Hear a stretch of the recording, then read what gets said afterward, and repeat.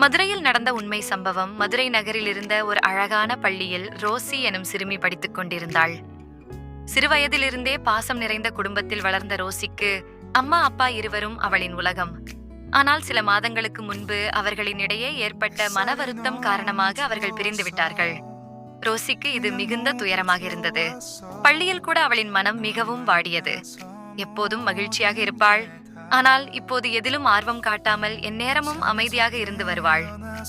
இதை கவனித்த ஆசிரியர்கள் அவளிடம் காரணம் கேட்டபோது ரோசி கண்களில் நீர் தொங்கி, நான் என் அம்மா அப்பாவுடன் மீண்டும் சேர்ந்து வாழ வேண்டும் என்று கூறினாள்.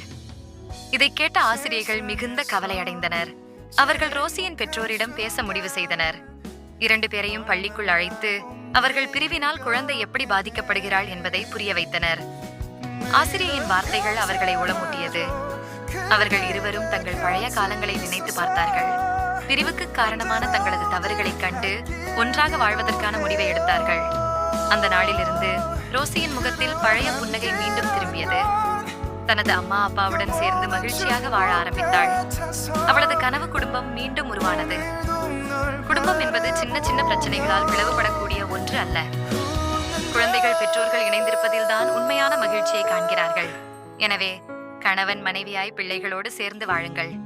உங்கள் பிள்ளைகள் உங்கள் பிரிவை வெளியே சொல்ல மாட்டார்கள், உள்ளே ஆழ்வார்கள்.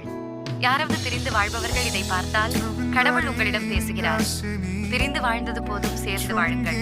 தேவன் இணைத்ததை மனிதன் பிரிக்காதிருக்க கடவன் என்று பைபிள் வழியாக ஆண்டவர் உங்களோடு இன்று பேசுகிறார். ஒரே ஒரு வாழ்க்கை, சந்தோஷமாய் வாழ்வோம்.